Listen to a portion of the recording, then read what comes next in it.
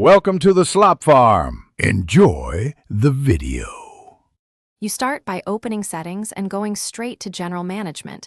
Find Samsung Keyboard. Tap it, then enable the Emoji key, Emoji Suggestions, and the Keyboard toolbar. These add the dedicated emoji access you need. Once done, make sure the keyboard is up to date via Galaxy Store so new emoji sets appear.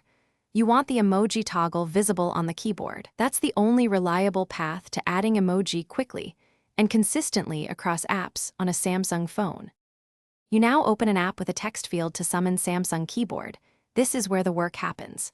Tap the new emoji icon on the toolbar, or long press the Enter or comma key if your layout uses that shortcut. This reveals categories and the searchable emoji panel.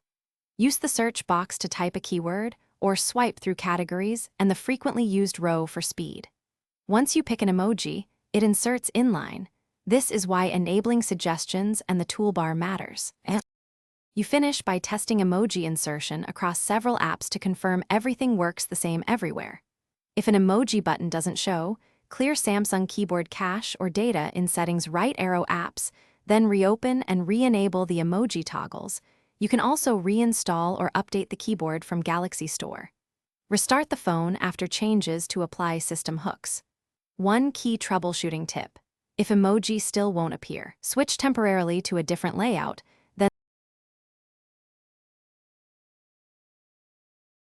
Thanks for watching. Consider subscribing if we helped you today.